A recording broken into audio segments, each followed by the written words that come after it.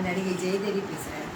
இன்றைக்கி நான் என்ன பற்றி பேச போகிறேன்னா, ஸ்கூலுக்கு போகிற பிள்ளைங்களுக்கு 6லேருந்து +2 வரைக்கும் போகிற பிள்ளைங்க, அவங்களுக்கு என்ன பண்ணுறீங்க நீங்கள்? இன்னும் சொல்லப்போனால் ஃபஸ்ட் ஸ்டாண்டர்ட்லேருந்தே கூட எடுத்துக்காதீங்க. குழந்தைங்களுக்கு சாப்பாடு கட்டி கொடுக்கும்போது பாக்கெட் மணி கொடுத்து அனுப்புறீங்க. பாக்கெட் மணி கொடுத்து அனுப்பாதீங்க. எதுக்கு பாக்கெட் மணி கொடுக்குறீங்க?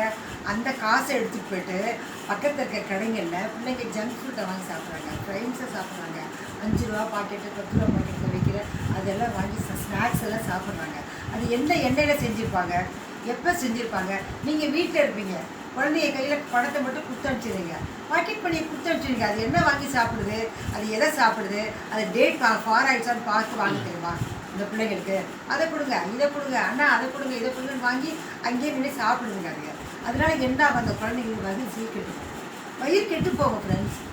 நீங்கள் அதெல்லாம் யோசிக்க மாட்டீங்க. பாக்கெட் பண்ணி கொடுத்து அனுப்பாதீங்க. அதை விட அவங்களுக்கு என்ன வேணுமோ நீங்களே வீட்டிலே பண்ணி கொடுத்து அனுப்பிச்சிடுங்க. நல்ல தரமான பிஸ்கட் வாங்கி கொடுத்து அனுப்புங்க, நல்ல கேக் வாங்கி கொடுத்து அனுப்புங்க, நல்ல கடைகளில் டேட் பார்த்து அந்த குழந்தைங்களுக்கு டிஃபன் பாக்ஸில் போட்டு கொடுத்து அனுப்புங்க. கட் ஃப்ரூட்ஸ் பண்ணி கொடுத்து அனுப்புங்க, பனானா கொடுத்து அனுப்புங்க, அதை சாப்பிடட்டும். தயவு செஞ்சு பாக்கெட் பண்ணி கொடுத்து பிள்ளைங்களுக்கு எடுக்காதீங்க ஃப்ரெண்ட்ஸ்.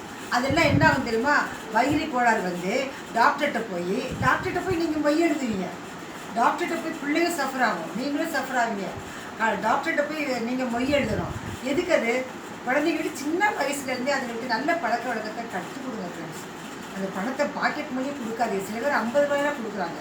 சில பேர் என்ன பண்ணுறாங்க, 50 ரூபா 100 ரூபாயெல்லாம் டெய்லி குழந்தைங்களுக்கு கொடுத்து அனுப்புகிறாங்க. அந்த பசங்க தேவையில்லாத சாப்பிட்றாங்க. தயவு செஞ்சு அதெல்லாம் விட்டுருங்க.